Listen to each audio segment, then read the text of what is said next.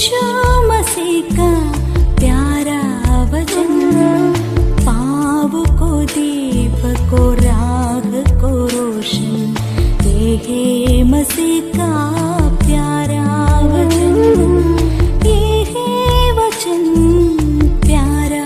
परमेश्वर के धन्य नाम की महिमा हो। प्रभात मनन के सत्र 2922 में आप सभी का बड़े प्रेम के साथ स्वागत करता हूं। आइए आज के मनन के लिए हम पढ़ते हैं प्रकाशित वाक्य अध्याय 12 पद 3। एक और चिन्ह स्वर्ग में दिखाई दिया, और देखो एक बड़ा लाल अजगर था जिसके 7 सिर और 10 सींग थे, और उसके सिरों पर 7 राज मुकुट थे। पढ़ी गई पद में हम पुनः एक चिन्ह देख रहे हैं। यह भी चिन्ह स्वर्ग में दिखाई दे रहा है। चिन्ह था एक बड़ा लाल अजगर जिसके 7 सिर और 10 सींग थे। वचन में सूचित किए गए चिन्ह का पवित्र शास्त्रीय अर्थ मैंने पूर्व के मनन में आपको समझाया था। भविष्य में पूरी होने की कोई घटना का तात्कालीन संकेत को चिन्ह कहते हैं।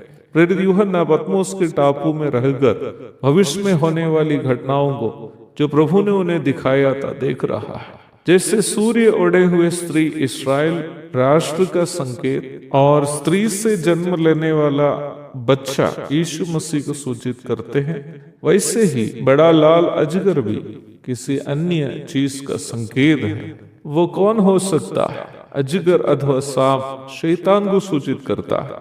बाइबल में शैतान का सबसे पहला परिचय ही सांप के रूप में है।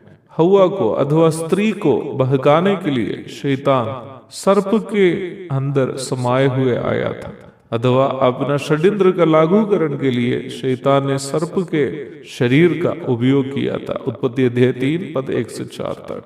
अध्याय 12 की 9 में ये बात स्पष्ट किया है कि यहाँ सूचित किया गया बड़ा लाल अजगर शैतान को ही सूचित करता है। जहाँ हम इस प्रकार पढ़ते हैं, तब वो बड़ा अजगर अर्थात वही पुराना सांप जो इबलीस और शैतान कहलाता है और सारे संसार का भरमाने वाला पृथ्वी पर गिरा दिया गया।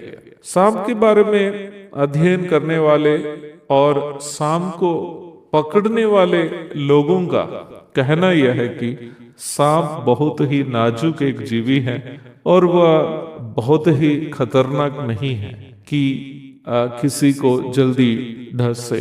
केरल के वन विभाग में तैनात एक महिला कर्मचारी हैं जिनका नाम रोशनी है। रोशनी माँ यहाँ तक जहरीले सांपों को भी पकड़ने में अत्यधिक प्रतिभाशाली है। हाल ही में मैं रोशनी जी का एक इंटरव्यू देख रहा था। रोशनी मैम सांपों से बहुत प्रेम करती है। सांपों के बारे में रोशनी मैम से सुनेंगे तो हमें भी एक सांप को पालतू जानवर के समान पालने का मन करेगा। परंतु सच्चाई यह है कि सांप जो भोलापन दिखाता है वो नाजुक होने के कारण नहीं, बल्कि उसके जन्मजात चतुराई का वो भोलापन एक संकेत है। शैतान को सांप से तुलना करना उसके चतुर स्वभाव को सूचित करता है। मानव जाति को पाप में फंसाने के लिए शैतान जो सांप बना, यही भोलापन दिखाया था, इसलिए उसे भरमाने वाले कहते हैं। शैतान चतुर तथा भरमाने वाला है। वो मित्र के समान पेश होकर हमें नाश कर सकता है, पाप में गिरा सकता है। कभी धन दिखाकर, कभी सुंदरता दिखाकर, कभी नाम कमाने का लालच दिखाकर।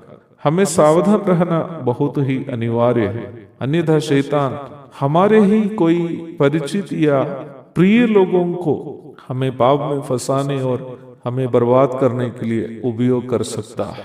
प्रारंभ में पढ़ी गई पद में महाक्लेश काल में शैतान का एक भयानक रूप को हम देखने जा रहे हैं। प्रभु की इच्छा हुई अध्ययन जारी रहेगा। आज के मनन के लिए हम पढ़ते हैं प्रकाशित वाक्य अध्याय 12 पद 2 और 3। वह गर्भवती हुई और चिल्लाती थी क्योंकि प्रसव की पीड़ा में थी। एक और चिन्ह स्वर्ग में दिखाई दिया, और देखो एक बड़ा लाल अजगर था जिसके 7 सिर और 10 सींग थे, और उसके सिरों पर 7 राज मुकुट थे। इस्राएल के संबंध में हम विश्वासी को अवश्य मालूम रखने की महत्वपूर्ण बात पढ़ी गई पद में सूचित की गई है। आपको याद होगी वो बात जो मैं आपसे कही थी कि मुझे इस्राएल राष्ट्र से ना प्रेम है ना नफरत, बल्कि सहानुभूति है। इस्राएल राष्ट्र का निर्माण के पीछे परमेश्वर का उद्देश्य को हम देख चुके हैं। इसराइल राष्ट्र परमेश्वर की बड़ी एक योजना है जिसके द्वारा वह मानव जाति का उद्धार कर सके। परंतु यह बात सुनकर आप भी इसराइल राष्ट्र से मेरे समान सहानुभूति करने लगेंगे कि हमारा उद्धार को संभव करने हेतु इसराइल राष्ट्र को भी काफी दर्द से गुजरना पड़ा।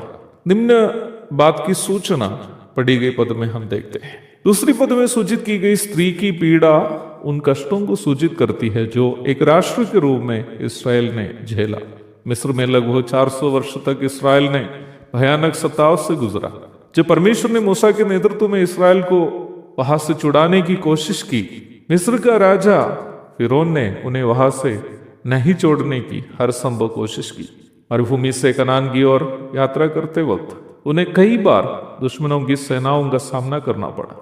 मोआबी राजा बालाक ने बिलाम नामक एक झूठा भविष्यद्वक्ता को लाया कि वह इसराइल को श्राप दे, जो सफल नहीं हुआ।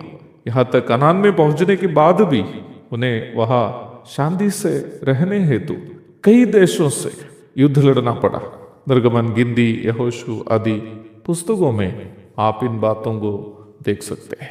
इसराइल के राष्ट्र निर्माण के बावजूद भी उन्हें नियमित रूप में फिलिस्ती, अशूर तथा अन्य कई देशों से नियमित रूप में लड़ाई करनी पड़ी। इसराइल को पाप में गिराकर उन्हें परमेश्वर से दूर रखने की भी हर संभव कोशिश शैतान करते रहा। राष्ट्र के विभाजन के बाद इसराइल और यहूदा पहले बाबिलोन, फिर मेदी पारसी, तत्पश्चात यूनानी, रोमी आदि कई साम्राज्यों के अधीन गुलाम बनकर रहे। प्रभु यीशु मसीह का जन्म इसराइल राष्ट्र से तब हुआ जब इसराइल रोम के अधीन में था। ईस्वी 70 में यरूशलेम के मंदिर को रोमी सेनाध्यक्ष तीतुस के नेतृत्व में तहस नहस किए जाने के बाद सन 136 ईस्वी के लगभग में रोमी सम्राट हैदरियन ने यहूदियों को ये आदेश दिया कि वे पूर्ण रूप में यरूशलेम से चले जाएं। ईस्वी 136 और ईस्वी 1948 तक के बीच में यहूदी दुनिया के अलग अलग देशों में सहे हुए नरकीय यातनाओं को शब्दों से वर्णन करना लगभग असंभव है। पलायन किए हुए यहूदी जहां कहीं भी पहुंचे, सिवाय भारत में, हर अन्य देश में वे सताए गए। सन 1933 में यूरोप में यहूदियों की आबादी लगभग 90 लाख थी। वही सन 1945 के अंदर अथवा दूसरा विश्व महायुद्ध के ठीक पूर्व तक उनकी आबादी 30 लाख में सिमट गई। अर्थात निम्न समय के अंतर्गत मारे गए यहूदियों की संख्या 60 लाख थी। केवल एडोल्फ हिटलर जो जर्मनी का तानाशाह था, लगभग 6 लाख यहूदी वंशजों को जहरीले गैस चैम्बरों में मार दिए। जान बचाने के लिए वे दुनिया भर में भटकते रहे। केरल के कोच्चि, त्रिशूर, कोडंगलूर आदि क्षेत्रों में आप आज भी यहूदियों के इमारतों तथा कब्रों को देख सकते हैं। केरल के त्रिशूर जिले में माला नाम की एक जगह है। क्या आप जानते हैं इस जगह का नाम माला कैसे पड़ा? माल लाहा बोल के 2 इब्रानी शब्दों से ही माला शब्द आया है। निम्न इब्रानी शब्दों का अर्थ है शरण स्थान अथवा पनाहगढ़। माला में आप आज भी यहूदियों की कब्रों को देख सकते हैं। पद जो हम प्रारंभ में पढ़े हैं सूचित कर दिए कि इसराइल का इतिहास क्यों संघर्ष से भरा है, क्योंकि इसराइल परमेश्वर की योजना है। इसलिए ही वे नियमित रूप में शैतान की हमलाओं का सामना करते रहते हैं। ये तब तक होती रहेगी जब तक उसका छुड़ाने वाला ना आएगा। इस विषय पर हमारा अध्ययन जारी रहेगा। माहो प्रभात मनन के सत्र 2924 में आप सभी का बड़े प्रेम के साथ स्वागत करता हूँ। आइए आज के मनन के लिए हम पढ़ते हैं प्रकाशित वाक्य अध्याय 12 पद 3। एक और चिन्ह स्वर्ग में दिखाई दिया और देखो एक बड़ा लाल अजगर था जिसके 7 सिर और 10 सींग थे और उसके सिरों पर 7 राज मुकुट थे। हमारे पूर्व के मनन में हम ये देख चुके हैं कि यहाँ सूचित किया गया अजगर शैतान को सूचित करता है। पद 9 में ये बात स्पष्ट रूप में सूचित किए हुए भी है। तब वो बड़ा अजगर अर्थात वही पुराना साम जो इबलीस और शैतान कहलाता है और सारे संसार का भरमाने वाला है। प्रारंभ में पढ़ी गई पद में हम देखते हैं कि निम्न बड़ा लाल अजगर के 7 सिर और 10 सींग थे और उसके सिरों पर 7 राज मुकुट भी थे। शैतान को लाल अजगर करके सूचित करने के द्वारा उसका खून बहाने का अथवा हत्या करने का स्वभाव को सूचित करता है। शैतान के इस स्वभाव के बारे में यूहन्ना 8:44 में प्रभु यीशु मसीह का प्रस्ताव को हम इस प्रकार पढ़ते हैं, वह तो आरंभ से हत्यारा है। He was a murderer from the beginning. यूहन्ना 10:10 में शैतान के स्वभाव का परिचय प्रभु इस प्रकार देता है, चोर किसी और काम के लिए नहीं परंतु केवल चोरी करने और घात करने और नष्ट करने को आता है। मनुष्य को पाप में फंसाकर मृत्यु के अधीन जिस शैतान ने कर दिया, वो न केवल मनुष्य की आत्मा को बल्कि उसके शरीर और प्राण को भी हत्या करने के लिए प्रेरित करते रहता है। यीशु मसीह का प्रेरित यहूदा के बारे में वचन में हम देखते हैं कि उसके अंदर शैतान जब प्रवेश किया, वो प्रभु को मार डालने हेतु पकड़वाने के लिए चला जाता है। लूका 22:3-6 तक अपने ही गुरु को पकड़वाने के लिए शैतान ने जिस यहूदा को प्रेरित किया, उससे वह अंत में खुद को मार डालकर स्वयं नष्ट करने के लिए भी शैतान प्रेरित कर दिया। अलग अलग रूपों में शैतान आज भी यही षड्यंत्र अलग अलग मनुष्य को बर्बाद करने के लिए उपयोग करता है। जवान लड़के लड़कियों को आत्महत्या की ओर धकेलने के लिए शैतान सदियों से उपयोग करने वाला एक षड्यंत्र है, उन्हें प्रेम प्रसंग में फंसाना। लड़के लड़कियों को उनके अपरिपक्व उम्र में शैतान उसके भावुकताओं को उकसाकर दूसरे लिंग की ओर आकर्षित कर देता है। भावुकताओं को नियंत्रण करने में जिन बच्चे असफल हो जाते हैं, वे अनैतिक रिश्ताओं में फंस जाते हैं। शारीरिक आनंद में रुचि समाप्त होने पर कई लड़के निम्न लड़कियों को छोड़कर दूसरी लड़कियों के पीछे चले जाते हैं। भावुक लड़कियां जब समझ जाती है कि वे धोखे खा गए, शर्मिंदगी को छिपाने के लिए आत्महत्या कर लेती है। कई बार लड़के भी ये बात सुनकर आत्महत्या कर लेते हैं कि जिस लड़की से वो प्यार मोहब्बत करता था वह उससे धोखा दे दिया, या लड़की उसको पसंद नहीं कर रही है। कई ऐसी घटनाएं भी हम सुनते हैं कि लड़की की हत्या करके लड़का आत्महत्या किए। दुखजनक बात यह है कि लोग ये बात नहीं समझ रहे हैं कि उन्हें अनैतिक संबंधों में फंसाना और फिर उस संबंध में दरार उत्पन्न करके उन्हें हत्या या आत्महत्या की ओर धकेलना दोनों शैतान ही कराता है।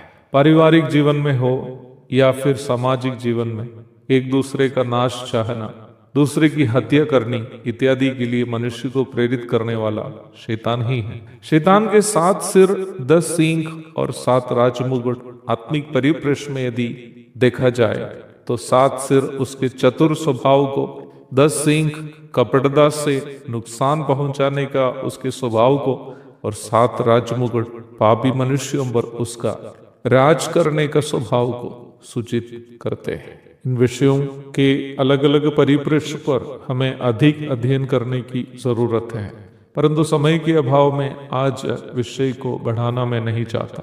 परंतु इन बातें जब बाइबल हमें सिखाती है तो बाइबल हमें देने वाला एक संदेश पर हमें ध्यान देना जरूरी है। शैतान धोखेबाज है, हत्यारा है। वो हमें धोखा देकर पाप में फंसाकर अंत में हमें बर्बाद करने के लिए हमारे पीछे पड़े हुए हैं।